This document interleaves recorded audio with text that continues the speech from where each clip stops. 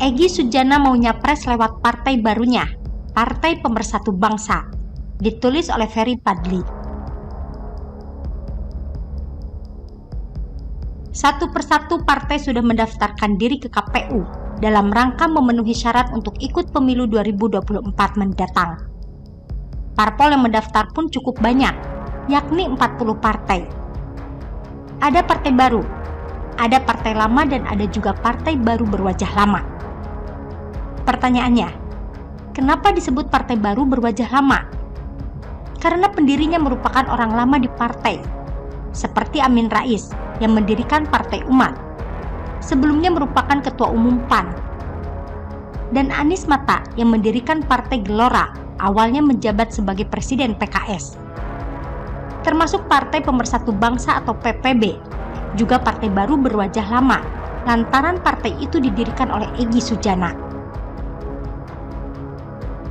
Pemirsa tentu sudah tahu siapa Egy ini, karena ia kerap diberitakan oleh media. Di antaranya yang membuatnya semakin terkenal kala itu pada tahun 2019 adalah dia melakukan aksi massa dan memprovokasi orang-orang yang kecewa Prabowo kalah agar melakukan people power.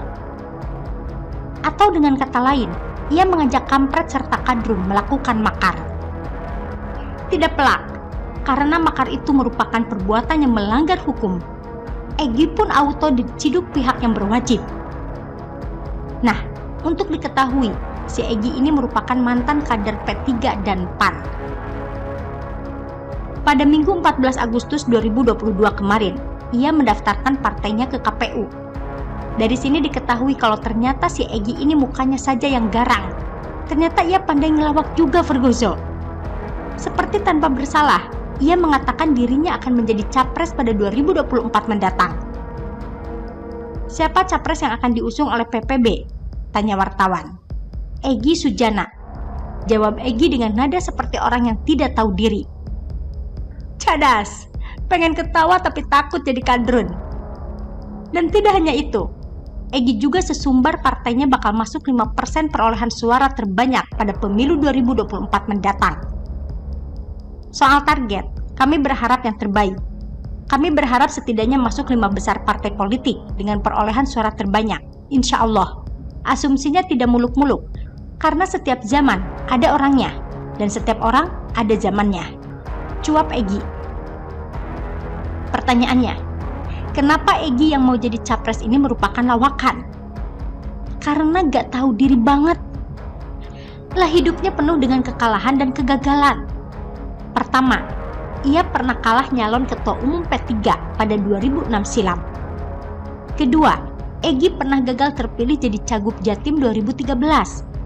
Lucunya, dia mendapatkan suara terkecil kala itu dibandingkan dengan calon lainnya, yakni hanya 2,5%. Ketiga, pria yang akrab disapa Bung Egy itu gagal menjadi cagup Jabar 2018 lantaran tidak lolos verifikasi KPU Jabar. Keempat, nyalon presiden 2014 lewat jalur independen. Egy gagal karena memang gak ada capres independen. Kelima, anggota PA 212 itu pernah juga nyalon pimpinan KPK pada 2010 silam, akan tetapi di tahap awal sudah nggak lolos seleksi. Dan keenam, Egy Sujana pernah gagal menjadi juru kampanye Prabowo Sandi. Terbukti ketua umum Partai Gerindra tersebut kalah di Pilpres 2019. Pertanyaannya, kekalahan demi kekalahan dan kegagalan demi kegagalan ini yang mau dijadikan modal utama Egy buat nyapres? Asli, mau ketawa tapi takut jadi kadrun. Karena sudah menjadi hukum alam, untuk bisa menang di kancah nasional, mesti menang dulu di level daerah atau lokal. Seperti atlet bulu tangkis lah, untuk bisa masuk pelatnas PBSI, maka wajib juara dulu di kejuaraan level daerah. Kalau di level daerah saja nggak pernah menang, tiba-tiba masuk pelatnas, siap-siap saja dibully oleh Kevin Sanjaya, Markus Gideon, Hendra Setiawan, dan Muhammad Ahsan. Karena sudah bisa dipastikan nggak akan pernah dapat juara. Kita ambil contoh yang bagus, yakni Jokowi. Sebelum terpilih jadi presiden 2 kali, ia sudah berhasil memenangkan pertarungan mulai dari level bawah hingga level menengah. Di level daerah, orang nomor 1 di Indonesia itu pernah terpilih jadi wali kota Solo 2 periode. Dan di periode kedua berhasil mendapatkan suara sangat tinggi, yakni 90,09%. Itu artinya apa? Sebagian besar warga Surakarta puas dengan kinerja Jokowi.